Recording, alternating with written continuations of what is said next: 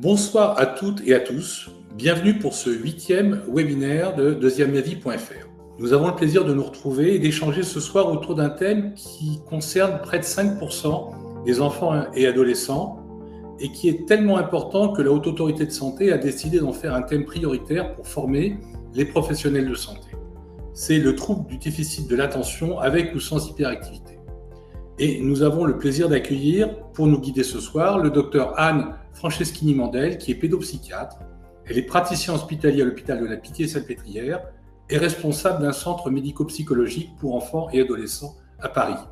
Elle est aussi spécialiste des troubles 10 et des troubles de l'attention et des autres troubles du développement des enfants ou adolescents. Docteur, je vous confie la parole et nous nous retrouvons après votre présentation pour des questions. Merci, bonsoir à tous. Je remercie Deuxième Avis de m'avoir invité, c'est un honneur. Et je vais essayer de vous parler ce soir du trouble déficitaire de l'attention avec ou sans hyperactivité, de TDA ou TDAH. Alors, le TDAH, donc trouble déficitaire de l'attention avec ou sans hyperactivité, a une prévalence de 5% dans la population générale, avec une plus forte prévalence chez le garçon que chez la fille, puisqu'on a un ratio de 3 garçons pour une fille touchée par ce syndrome. Donc, on parle de TDA avec H, hyperactivité, ou de TDA simple, sans hyperactivité, sachant que le TDA sans hyperactivité touche davantage les filles que les garçons et peut tout à fait passer inaperçu. Et il faut d'ailleurs y penser un peu comme un réflexe quand on a affaire à des filles qui réussissent pas en classe et qui ont pourtant une bonne intelligence. Alors, le TDAH est un trouble du neurodéveloppement, c'est-à-dire un trouble qui apparaît au cours du développement cérébral, donc de l'enfant et de l'adolescent, c'est-à-dire de la conception à la fin de l'adolescence. Le neurodéveloppement recouvre l'ensemble des mécanismes qui, dès le plus jeune âge et même avant la naissance, structurent la mise en place des réseaux de neurones impliqués dans les fonctions cérébrales, motrices, émotionnelles et cognitives. Et quand le fonctionnement d'un ou plusieurs de ces réseaux est altéré, certains troubles peuvent apparaître, comme les troubles du langage, les troubles du calcul, de la coordination, les troubles des interactions sociales, de l'attention, l'impulsivité et les difficultés du contrôle. Les TND touchent à peu près 15 à 20% des enfants. La plupart des TND, des troubles du neurodéveloppement, répondent à 2 critères. Le premier critère, c'est celui de l'existence d'une imputabilité génétique, au sens où des centaines de gènes impliqués dans le neurodéveloppement vont faire le lit d'un terrain à risque. On va parler d'héritabilité génétique. Il s'agit d'un modèle génétique complexe, à l'instar de l'HTA ou du diabète de type 2. C'est l'inverse du modèle génétique mendélien où un gène égale une maladie, comme par exemple dans la mucoviscidose, voyez. Alors, ça, c'est le premier critère avec la dimension génétique. Le deuxième critère, c'est celui des facteurs environnementaux qui comprennent les événements intra-utérins, les événements périnataux et ce qu'on appelle la dimension interactionnelle, psycho-émotionnelle et éducationnelle. Alors, la plupart du temps, les TND sont multifactoriels. Alors, il existe des TND qui ne répondent pas à ce modèle à double entrée et où on va retrouver directement un gène impliqué dans la maladie. Ça peut être le cas pour les situations de retard mental où un gène unique est identifié. Ce n'est pas spécialement un gène qui sera transmis par les parents, même si ça peut arriver. C'est souvent un gène qui a fait l'objet, la plupart du temps, d'une mutation survenue de novo pendant la conception. C'est également le cas de plus en plus parce qu'en fait, c'est diagnostiqué et c'est repéré grâce au perfectionnement des techniques de séquençage d'ADN, mais c'est également le cas pour l'autisme, surtout quand il est sévère. Et dans ces cas-là, de plus en plus de mutations donc, sont mises en évidence. Alors, il est assez loin maintenant le temps où les mères étaient systématiquement culpabilisées dans la survenue de l'autisme de leur enfant. Et bien que la dimension interactionnelle soit primordiale dans le développement d'un enfant, elle n'explique souvent pas la globalité des choses. Donc, dans certains cas, méfions-nous à trop vouloir expliquer par la psychopathologie familiale les troubles de l'enfant, car certaines pathologies et troubles du neurodéveloppement sont exclusivement d'origine génétique. Donc ça, il faut se méfier. Par contre, il est toujours intéressant de travailler sur les facteurs externes, c'est-à-dire environnementaux, car on peut les moduler, contrairement à la génétique, et ils influent toujours sur le développement de l'enfant, ces facteurs externes, dans un sens ou dans un autre d'ailleurs. Et c'est vraiment l'intérêt du pédopsychiatre et le sens du travail en pédopsychiatrie, ces facteurs externes, contrairement à la génétique, qui est immuable. Pardon. Du point de vue de la génétique, il faut retenir que le trouble du développement, plus le trouble du développement est sévère, plus il y a des chances qu'un facteur génétique soit mis en évidence. Alors, du point de vue des facteurs environnementaux, dans les TND, on va rechercher tous les événements de grossesse périnataux, comme l'existence, par exemple, de tabagisme, à l'origine, par exemple, de retard de croissance intra-utérin, l'existence d'alcoolisation pendant la grossesse, donc l'existence d'une prématurité, donc d'un petit poids de naissance, éventuellement d'une hypoxie cérébrale.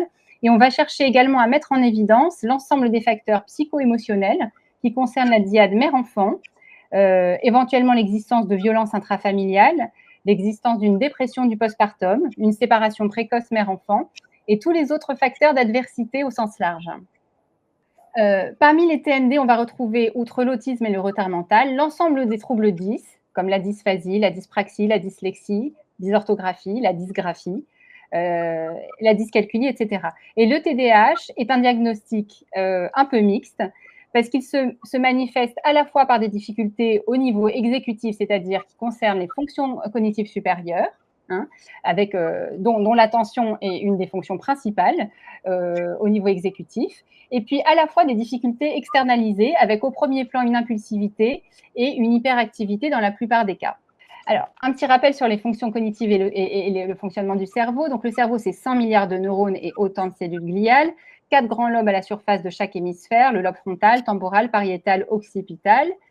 Donc, un petit rappel sur les fonctions, même si j'imagine que vous savez tout ça, sur les fonctions cognitives et là où elles se situent au niveau de leur organisation. Alors, le lobe frontal va s'occuper, c'est un peu grossier, mais du raisonnement logique, des fonctions exécutives, avec, donc on les rappellera tout à l'heure, mais l'attention, qui est la principale fonction exécutive, la planification, qui va être anticipation, organisation, réalisation de la tâche, et la fonction de contrôle. Dans les fonctions exécutives, on a aussi la flexibilité mentale qui permet à l'individu de s'adapter, et la hiérarchisation des idées, et ce qui permet, par exemple, d'organiser son discours, d'argumenter le discours, etc.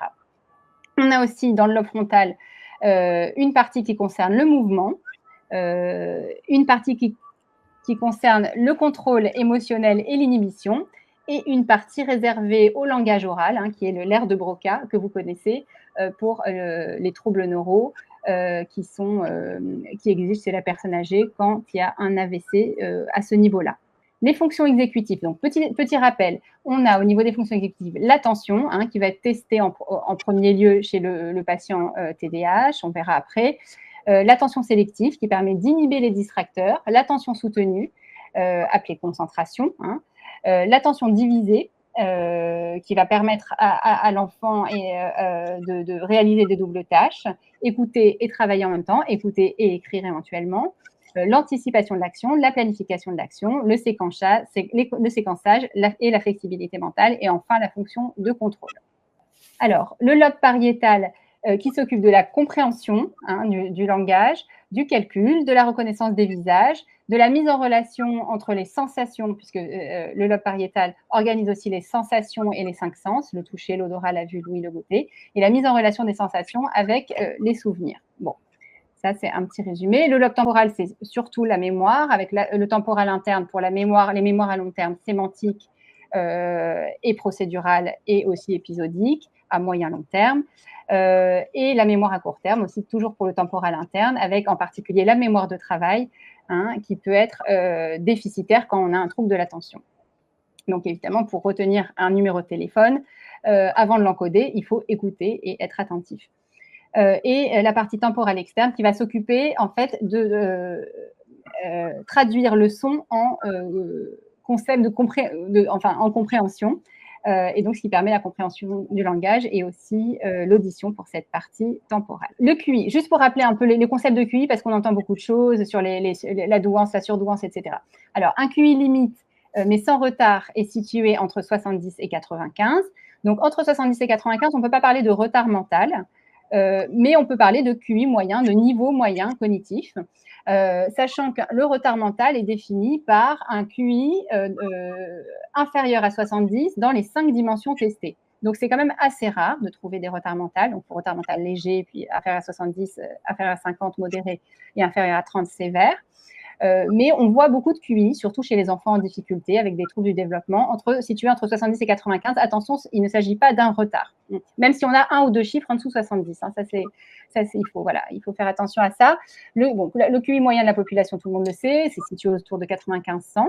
La douance, le fameux HPI dont tout le monde parle, et la surdouance se diagnostique à partir d'un QI supérieur à 130 dans les 5 dimensions testées. Donc, souvent, vous avez des parents qui arrivent et qui disent « Ah, mon enfant est surdoué, il a 130 en QI verbal. » Oui, mais il a 90 dans le reste. Ce n'est pas un surdoué. C'est juste un enfant qu'on a beaucoup enrichi sur le plan de la culture, sur le plan du développement du langage, du vocabulaire, etc. Mais ce n'est pas un surdoué. Surdoué, c'est 130 dans toutes les dimensions. Et c'est assez rare. Alors, voilà, donc on parle de QI homogène ou hétérogène. Le WISC, c'est ce qui permet de tester l'intelligence entre 6 et 16 ans, le niveau donc cognitif, dans 5 dimensions qu'on va voir après. Et il est utilisé dans sa 5e version, c'est le WISC 5, donc il a été créé par un psychologue américain vers les années 1950.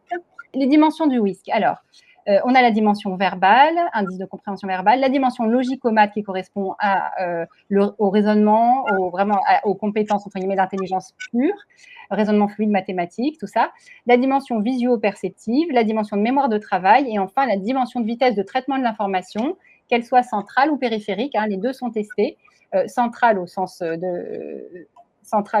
neuro et périphérique au sens de l'écriture, du graphisme et de la vitesse de traitement graphique. Hein. Voilà, donc tout ça est détaillé par différents sous-tests. TDAH, donc il est défini le TDAH par 3 critères, 2 ou 3 critères, mais au moins 2 critères sur les 3, donc vous les connaissez, c'est le critère d'impulsivité, le critère d'inattention, avec ou sans hyperactivité. Dans au moins 2 domaines de la vie de l'enfant. Souvent, c'est à la maison et à l'école, parce qu'un TDAH juste à la maison ou un TDAH juste à l'école, ce n'est pas un TDAH, c'est autre chose. Hein. Le TDAH doit débuter avant 12 ans. Et attention, parce que le TDAH chez la fille passe souvent inaperçu, et ça, c'est quelque chose qu'il faut absolument avoir en tête. Alors, l'impulsivité et l'hyperactivité sont l'expression d'un léger défaut d'inhibition et de contrôle au niveau du cortex frontal, comme on a vu. On parle de relative immaturité frontale, hein, à ne pas confondre avec le syndrome frontal de la personne âgée, même si dans les 2 cas, il peut y avoir des éléments de désinhibition, de familiarité et parfois même de furie maniaque, parce qu'on voit parfois chez les enfants TDAH vraiment des éléments un peu qui peuvent faire penser à la manie, un peu comme on voit chez le patient âgé frontale. Voilà, mais en fait, c'est assez grossier hein, comme rapprochement, mais c'est pour que vous ayez l'image. Ensuite, donc, au niveau des points clés à retenir, donc 2 diagnostics sont fréquemment associés au TDAH qu'on rencontre en clinique. Hein. Le premier, c'est le trouble oppositionnel avec provocation, donc TOP, appelé TOP, qui peut se voir également soit à la maison, soit à l'école, généralement dans les 2 lieux. Et même dans les 3 lieux, quand il y a un lieu de sport, quand il y a chez grands-parents, etc. Même s'il peut être plus important à la maison parce qu'il y a des facteurs interactionnels ou plus important à l'école puisqu'il y a des règlements de compte avec le système au sens large, etc. Alors, la prévalence du trouble positionnel avec provocation est de 3%, donc c'est quand même pas rare. Et la comorbidité avec le TDAH est de 50%. Hein, donc, il faut y penser. Voilà, toutes les TDAH n'ont pas un TOP. Et tous les TOP n'ont pas un TDAH, mais quand on a un TOP, on a souvent aussi un TDAH. Et le deuxième grand syndrome associé, c'est le trouble explosif intermittent, hein, dont la prévalence est de 2% et qui a une comorbidité à peu près de 20 à 30% avec le TDAH. Alors, le diagnostic de TDAH est avant tout un diagnostic clinique. Hein, il n'est pas nécessaire de réaliser un test neuropsychologique pour faire le diagnostic, même s'il y a certaines familles qui les demandent, ces tests-là, et il faut les faire quand ils le demandent. Sachez que ces tests coûtent aux alentours de 400 €. Alors, moi, c'est vrai que je suis dans un dispensaire un peu à valence sociale quand même assez forte. Donc, les tests, on s'en passe. Bon, récemment, on a la chance d'avoir une neuropsychologue donc qui peut nous faire les tests. Mais pendant 10 ans, pendant un certain nombre d'années, on n'en avait pas. Et on se débrouillait comme ça. C'est un diagnostic clinique. On n'a vraiment pas besoin d'un test pour faire le diagnostic. C'est clinique. Voilà. Parfois, quand il y a un doute, Quand c'est juste attentionnel, qu'on ne se concentre pas assez, qu'on ne sait pas trop, que c'est une fille discrète, etc., ça peut être très, très utile par contre. Voilà. Alors, le méthylphénidate, c'est le traitement médicamenteux de référence, mais attention, ce n'est pas le traitement de référence du TDAH. Mais quand on parle de médicaments, devant le TDAH, c'est le médicament de référence. Il est efficace à peu près dans 80% des cas. Il n'est jamais mis en première intention et il n'est jamais mis avant 6 ans. Hein. Et après, il y a des familles qui demandent absolument les médicaments et d'autres qui les refusent absolument. Voilà. La guidance éducative et parentale doit faire partie de la prise en charge. Et il y a un petit questionnaire que vous pouvez vous procurer, qu'on trouve sur Internet facilement, qui correspond au questionnaire de Conners, qui comprend 48-50 questions sur le comportement de l'enfant. Là aussi, vous cochez tout de suite les cases en ce qui concerne le diagnostic, si vraiment vous avez un doute et que vous ne voulez pas pousser jusqu'au bilan neuropsychologique, qui est un bilan assez long, approfondi et coûteux. Ensuite, donc, au niveau thérapeutique, au niveau des prises en charge individuelles, on a plusieurs options, plusieurs outils. En premier lieu, la médiation corporelle pour la dimension d'hyperactivité et souvent d'insécurité intérieure, dont souffre l'enfant hyperactif.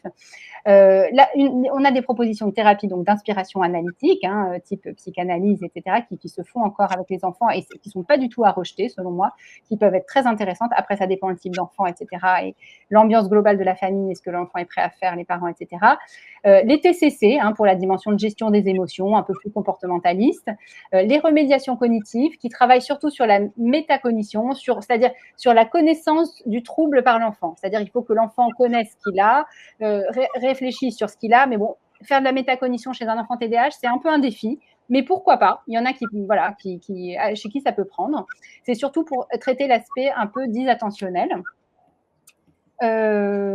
Voilà. Et puis, au niveau de la prise en charge parentale, on a tout ce qui est guidance et éventuellement thérapie familiale qui sont quand même souvent nécessaires, même si elles ne sont pas forcément acceptées ou les parents disent oui, mais finalement ne prennent jamais rendez-vous. Ça, c'est classique. Au niveau médicamenteux, on a donc le méthylphénidate en forme libération immédiate ou libération prolongée. Donc, au niveau des noms commerciaux, on a la Ritaline, on a le Quasim, on a le Concerta et le Medikinet. Voilà, c'est les 4 qu'on utilise le plus souvent. Je crois que c'est les 4 qui existent, principalement. L'intérêt du Medikinet, c'est qu'il existe en 5 mg. Donc, ça, c'est intéressant pour les petits poids et pour les âges assez jeunes. Mais bon, quand on doit mettre du Medikinet 5, il faut se poser la question si on n'est pas en train de donner un médicament à un enfant un peu trop jeune. Donc, il faut faire attention. Il faut toujours, vraiment, il ne faut pas penser première intention. En fait, nous, généralement, on propose le médicament quand l'enfant arrive assez tardivement dans les soins. Il arrive à 14 ans, il s'est fait virer de 14 lycées et 3 états de... Enfin, voilà. Donc, à un moment donné, on le propose en disant on va vous aider, on va faire quelque chose d'efficace et de concret. Voilà. Donc, le méthylphénidate est sur la liste des stupéfiants. Donc, il y a tout un protocole pour l'ordonnance. Je pense que ça, vous connaissez. Il faut écrire le nom de la pharmacie en toutes lettres en haut de l'ordonnance, écrire le médicament et la posologie en toutes lettres, faire une prescription uniquement pour 28 jours. Donc, on n'a pas le droit de faire renouvelable X fois, à dose minimale efficace, toujours commencer par généralement 10 mg. Après, vraiment, si l'enfant est petit, 5.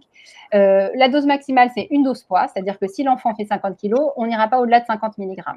Voilà, 40 kg, 40 mg, etc. Donc, ce n'est pas renouvelable. La première prescription se fait par un spécialiste, soit un psychiatre, soit un neurologue, soit un pédiatre, et après peut être reconduite par un médecin généraliste. Voilà. Le méthylphénidate se prend la plupart du temps une seule prise le matin, mais surtout dans un premier temps, mais il est possible d'ajouter en libération immédiate à 13 heures une autre prise, mais vraiment en libération immédiate et pas en libération prolongée, ce qui permet de couvrir en fait la période des devoirs jusqu'à 18h30. Parce que sinon, quand vous prenez juste du LP, l'effet commence à 8 heures et se termine à 16 heures. C'est-à-dire à 16h30, il n'a plus rien dans le sang. Vous retrouvez un enfant comme avant, ad intégrum, comme s'il n'avait jamais rien pris. Alors que quand on a besoin de faire les devoirs, entre 16h30 et 18h30, on prend un petit peu de libération immédiate à 13h. Et alors, il faut faire un PAI avec l'école parce qu'il ne faut pas que l'enfant se balade avec le médicament dans sa poche, c'est interdit. Mais ça se passe bien et comme ça, bon, même si après c'est un peu facteur de risque de trouble du sommeil, en tout cas, ça permet de calmer un peu la période 16h, 19h. Voilà. Alors, le traitement s'arrête la plupart du temps les week-ends et pendant les vacances scolaires, mais dans certains cas on va dire, spectaculaires ou sévères, on peut tout à fait le mettre pendant les week-ends et les vacances. En fait, c'est à discuter avec les parents selon le contexte. Il faut toujours commencer le traitement après avoir obtenu un bilan cardiaque qui sera normal, au moins un ECG et une échographie cardiaque, et commencer le week-end, quand vous avez l'enfant sous les yeux, vous dites aux parents, vous commencez samedi, vous commencez dimanche, mais vous le donnez pas le lundi et vous le laissez pas aller seul à l'école avec, enfin, il faut observer l'enfant pour la première fois, et puis après, ça sera juste la période lundi, vendredi, etc. Voilà. En cas d'échec des précédentes mesures et en fonction des situations, donc, on prescrit le traitement. Après bilan cardiaque normal, après accord des 2 parents, c'est important, hein, parce que dans les familles monoparentales, il faut chercher à avoir le père. Souvent, c'est la mère qui amène à la consultation. Il faut chercher à avoir l'accord du père, c'est médico-légal. Et si le père n'a pas reconnu l'enfant, a disparu dans la nature ou habite l'étranger, c'est plus compliqué, vous pouvez le faire. Mais voilà, les 2 parents, et il y a quand même aussi un peu une valence, une dimension autour de la loi, de la transgression, etc. Donc, parler du père, c'est quand même quelque chose qui compte dans ces syndromes TDAH. Hein. Alors, voilà. Donc, on instaure le méthylphénidate à la dose la plus faible possible pour débuter et on évalue la tolérance, donc en 1 prise par jour après le petit déjeuner, en libération prolongée la plupart du temps. Et on peut aller donc jusqu'à 1 dose poids au maximum, comme on disait. Alors, les effets secondaires, la plupart du temps, on va dire 1 enfant sur 2, voire 2 enfants sur 3, n'ont pas d'appétit à midi. Alors, les parents vont vous dire, il va maigrir, il va pas grandir, etc. Non, il va grandir parce qu'il va se rattraper à 4 heures, il va manger double goûter ou double ration de pâtes le soir, mais c'est pas grave, il faut le laisser faire, il faut dire oui, vous resservez 2 fois, vous donnez 2 pains au chocolat, il n'y a pas de souci. Mais c'est vrai que 2 enfants sur 3 ne vont pas manger à midi, ils vont manger un bout de pain à la cantine. Déjà que c'est pas très bon, là, ça rajoute un peu une problématique autour de la cantine. Bon, il faut expliquer ça à l'enfant. Généralement, c'est accepté. Il y a un décalage aussi au niveau de la phase d'endormissement qui peut survenir dans 1 cas sur 2. Donc, on peut rajouter un tout petit peu de mélatonine, ça peut arriver. Ça dépend. Hein, ça dépend des enfants. Parfois, on peut observer des tics moteurs, hein, des tics faciaux. Verbaux, c'est plus rare, mais on peut avoir des tics consécutifs à la prescription de méthylphénidate. On peut avoir des troubles du transit, hein, des enfants qui peuvent avoir la diarrhée, mal au ventre, etc. C'est de la dopamine quand même. Et à long terme, on sait que le méthylphénidate peut déprimer. Attention, si vous avez un enfant dépressif TDAH, ne dites pas tout de suite c'est à cause du traitement. Hein. Parce qu'on sait que les enfants TDAH ont une susceptibilité au niveau de la dysrégulation émotionnelle.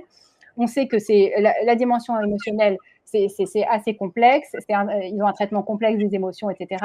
Donc souvent, il y a une dépressivité chez ces enfants-là. Hein, pas à chaque fois, mais ça peut arriver. Et donc, si on voit un enfant déprimé, c'est pas d'emblée le traitement. Mais on sait qu'à long terme, ça peut quand même déprimer. Enfin voilà, ça c'était une petite parenthèse. Voilà, globalement, c'est un traitement bien toléré. Donc, à chaque visite chez le médecin traitant, il faudra surveiller la fréquence cardiaque et la tension artérielle. Voilà. C'est un réflexe qu'il faut avoir et éventuellement le poids, hein, pour la question des repas. Alors, il faut absolument aider les parents dans les syndromes TDAH. Il faut les informer, il faut leur expliquer le trouble, ce qu'a l'enfant, que ce n'est pas de leur faute, que c'est une nature, c'est une génétique avec éventuellement peut-être des facteurs de stress environnementaux qu'il faudra essayer de repérer, essayer de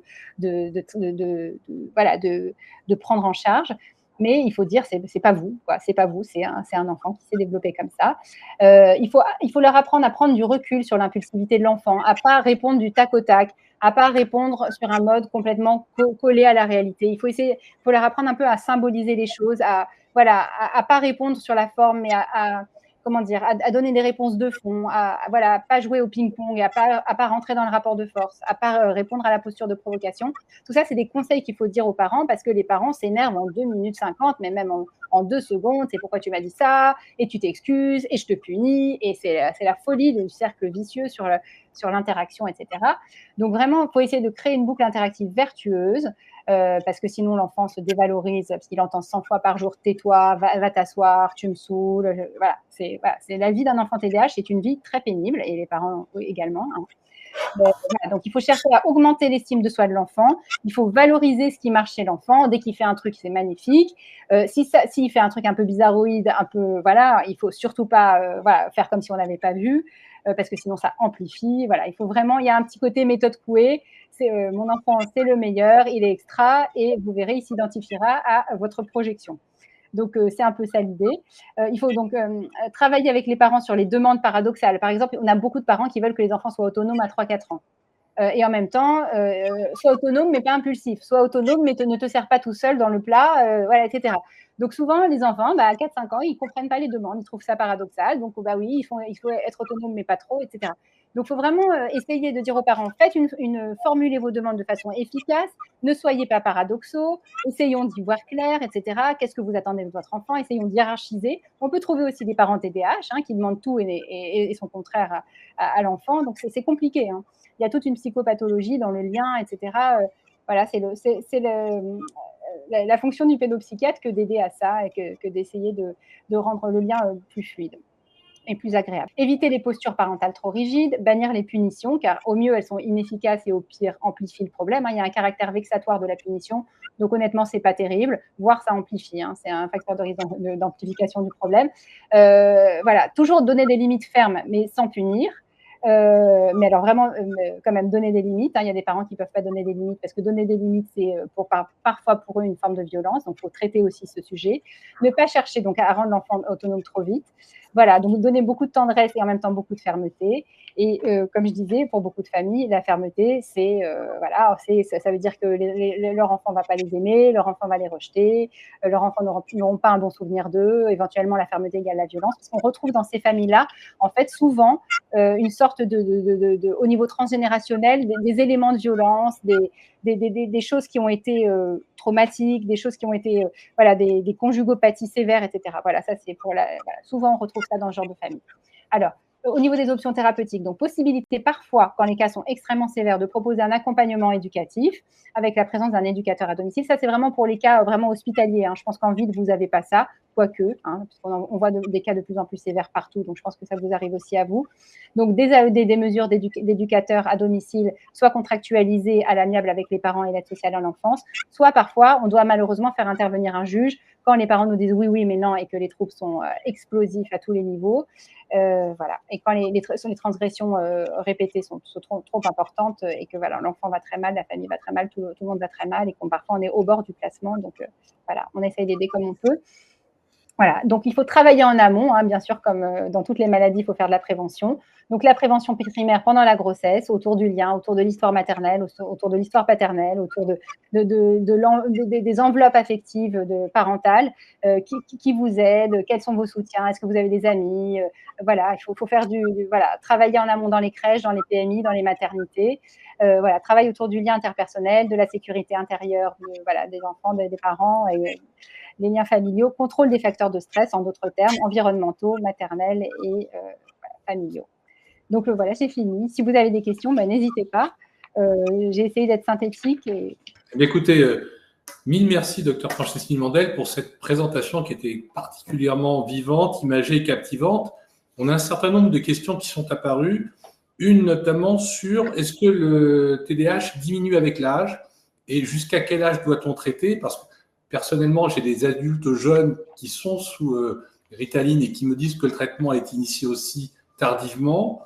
Une autre question, c'est comment expliquer la prévalence garçon-fille avec un chiffre aussi important? Est-ce que proposez-vous, que conseillez-vous comme contrôle des risques d'impulsivité qui peuvent être effectivement assez traumatiques chez ces jeunes? Les critères d'hospitalisation, sur quels critères jugez-vous qu'une hospitalisation est nécessaire? Et enfin, avec votre expérience, quel serait le pourcentage d'enfants battus et exclus scolairement qui, en vérité, seraient des enfants avec TDAH? Ah, ok. Alors, vous voulez que je commence par quelle question?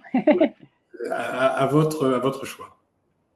Alors, la première question sur la prévalence des 3 garçons pour une fille. Pourquoi c'est comme ça, si j'ai bien compris? Je pense qu'il y a des facteurs de type hormonaux qui doivent jouer.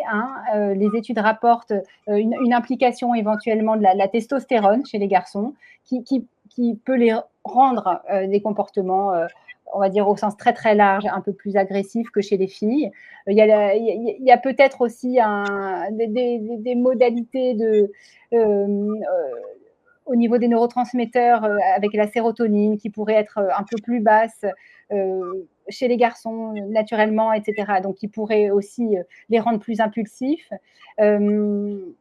Alors, il y avait une collègue qui avait fait une thèse, elle m'a toujours pas passé sa thèse, mais sur les stigmates en fait d'une génétique chez les TDAH qui serait identique à celle des chasseurs-cueilleurs, hein, les chasseurs-cueilleurs de la préhistoire. Donc les chasseurs-cueilleurs, je pense que c'est au niveau des millions d'années, on est à moins 400 000, je pense, au moins 400 000, peut-être moins 1 million. Donc avant le néolithique. Au niveau du paléolithique, ouais, les chasseurs-cueilleurs, on dit en fait les TDAH, c'est ce qui reste des chasseurs-cueilleurs ou voilà, du style des chasseurs-cueilleurs. Enfin, il y a une thèse là-dessus, il faut qu'on s'y intéresse parce que je trouvais que c'était original. Alors, donc, il y a ce côté peut-être hormonal et des neurotransmetteurs qui fait qu'il y a plus de garçons que de filles. Et je pense qu'aussi, il y a une dimension éducative, hein, éducationnelle, c'est-à-dire la représentation parentale. Qu'est-ce que c'est que d'avoir un garçon par rapport à avoir une fille dans une famille? Souvent, on entend les familles qui disent « Ah, j'attends un garçon ». Genre, ma sœur m'a dit de me méfier parce que les garçons… vous voyez, sous-entendu, c'est turbulent. Voilà. Donc, je pense qu'il y a quelque chose autour des projections parentales, ça c'est sûr, même si ça ne fait pas un tout. Hein. Voilà. Mais pour vous donner un exemple, un petit garçon qui se balade tout nu dans un salon devant des invités, tout le monde rigole. Mais une petite fille qui se balade toute nue dans un salon devant des invités, on lui dit « va t'habiller ». Vous voyez ou pas la différence un peu de traitement sur… voilà. Donc déjà… voilà. Après, vous m'avez demandé, voilà, peut-être qu'aussi le syndrome se voit davantage chez le garçon que chez la fille, comme on a dit. Donc c'est ça aussi peut-être qui joue, parce que chez les filles, elles ne sont pas détectées. Voilà. Et donc chez les garçons, les TDAH sont plus bruyants et plus manifestes. Ensuite, vous m'avez demandé si ça disparaissait avec l'âge, c'est ça? Est-ce que ça s'atténue, ça diminue avec l'âge, ou est-ce qu'un enfant qui a été traité par méthylphénidate peut être traité encore 40 ans après par méthylphénidate? Non. En fait, il faut rassurer les parents en disant que c'est une phase de la vie, c'est l'adolescence, qu'on va essayer de les pousser le plus loin possible, de les faire aller le plus loin possible par rapport à leur projet d'études scolaires, etc. Encore une fois, ça ne sert à rien de les pousser jusqu'au bac, post-bac, etc. Il faut les pousser vers leur projet, c'est-à-dire il faut prendre leur talent et leur dire « je vais t'amener vers ton talent ». Ce n'est pas la peine de plaquer un truc et d'aller vers Parcoursup et les angoisses de Parcoursup. C'est « je vais trouver ton talent et je vais t'y amener ». C'est plutôt ça. Il faut partir de l'enfant, de ce qu'il sait faire. Et puis, il faut lui dire c'est qu'une période, c'est-à-dire c'est jusqu'à 16 ans, 18 ans, 20 ans. Et si tu en as besoin plus tard, tu pourras toujours en reprendre, etc. C'est-à-dire qu'il faut vraiment libérer les gens et leur dire c'est pas un traitement à vie, on vous psychiatrise pas. C'est un trait, voilà, voilà, c'est un style développemental et c'est pas une maladie, c'est un style développemental qui est parfois difficilement compatible avec le vivre ensemble. Voilà, faut expliquer ça comme ça, mais il faut dire c'est pas une maladie, c'est pas de la psychiatrie. Voilà, et tu n'en auras pas besoin toute ta vie. Et on sait qu'avec la maturation du cortex frontal, et du coup, on a davantage de contrôle inhibiteur, et du coup, le côté impulsif et se soigne avec l'âge, avec la maturation, quoi. Donc, en fait, c'est un trouble qui s'arrange et qui se voit de moins en moins à l'âge adulte, même si on sait que, par exemple, chez nos hommes politiques, ils ont tous un TDAH, mais qu'ils utilisent à bon escient, vous voyez. Vous voulez parler d'un ancien président du centre de la France? Non, mais tous les dirigeants, non, ont un petit TDAH. Après, ils mettent leur impulsivité au profit de la construction et pas de la, malheureusement, destruction qu'on voit parfois chez les enfants TDAH. Mais… C'est l'hyperactivité qui les drive avec un peu d'impulsivité. Voilà, mais c'est un peu plus organisé après quand même. D'accord. Alors, la deuxième question, c'était… Il y avait des critères d'hospitalisation. Sur quoi décidez-vous un enfant de l'hospitaliser? En fait, l'hospitalisation, c'est quand il y a soit l'auto-agressivité sévère, donc l'enfant est s'attaque, va se scarifier, va s'attaquer, ce qui est plutôt rare dans les cas TDAH, mais on peut le voir quand il y a des contextes familiaux très pathogènes. Donc, dans des cas d'auto-agressivité ou des cas d'hétéro-agressivité très, très sévères avec des mises en danger des gens. On voit des TDAH, troubles explosifs, qui vont prendre des couteaux à l'école et qui vont dire à leur prof « je vais te tuer ». On le voit, de nos jours, on le voit, ou aux petits voisins, aux petits camarades, etc. Donc, c'est dans ces contextes-là sévères et où, donc, si le fonctionnement social ou affectif est très altéré, donc voilà, et ou si le TDAH est compliqué d'une dépression sévère, donc avec ou sans agressivité, auto ou hétéro. Voilà, c'est vraiment quand le fonctionnement est très altéré au quotidien. Voilà. Ça faisait le lien avec ma question, effectivement, sur les enfants battus exclus. J'ai le souvenir, un jour, en visite, d'avoir vu une maman qui est arrivée avec son enfant en me disant il a été encore viré de la 3e école, son Ouais. père ne supporte plus, Ouais. et j'ai examiné l'enfant qui était avec des bleus. Ouais. Alors bleu, soit par son impulsivité, soit par le père qui peut-être… et j'étais sûr d'avoir devant moi un enfant battu. Ouais. Et quand je l'ai adressé effectivement aux urgences, j'ai eu après des échos par la maman, effectivement, il est revenu sous Ritaline. Ouais. Non, mais c'est vrai qu'avoir un enfant qui a un TDAH peut pousser à bout. Il faut dire les choses. Peut pousser à bout. Après, outre le fait que quand on a un enfant TDAH, on peut être aussi TDAH soi-même, donc être aussi en proie à une forme d'impulsivité vis-à-vis de l'enfant. Donc c'est vrai que c'est des facteurs de risque de maltraitance, ça il faut le reconnaître.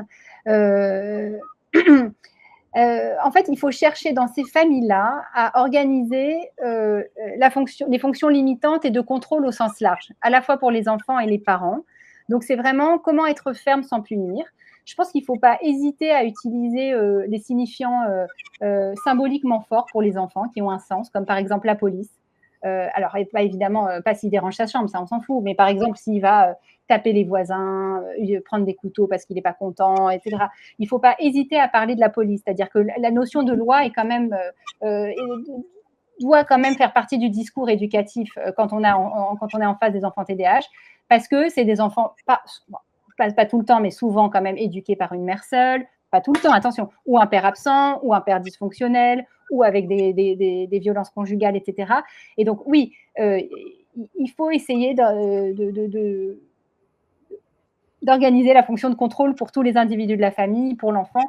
Et oui, il faut rechercher la maltraitance physique et des punitions physiques chez les enfants TDAH, ça c'est sûr, parce que c'est des facteurs de risque de maltraitance comme tous les TND.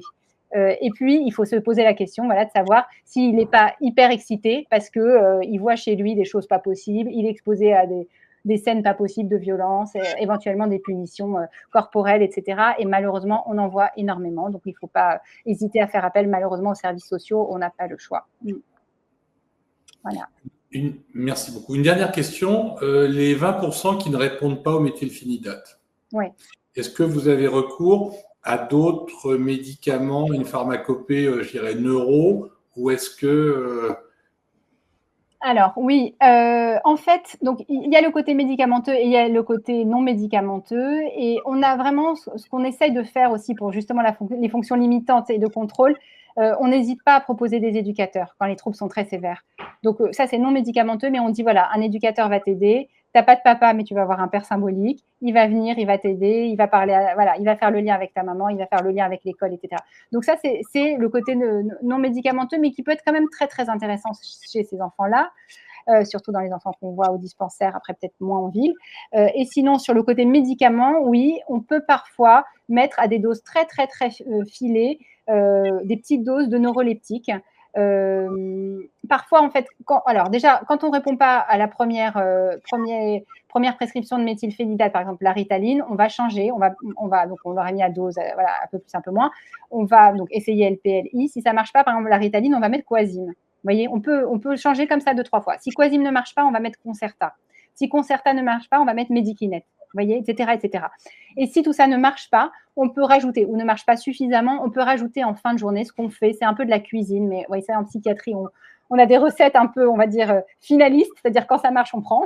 Et on a testé, on a vu que ça marchait, donc on continue un peu comme ça. C'est-à-dire qu'on on propose du méthylphénidate et en fin de journée, on va mettre un tout petit peu de neuroleptique.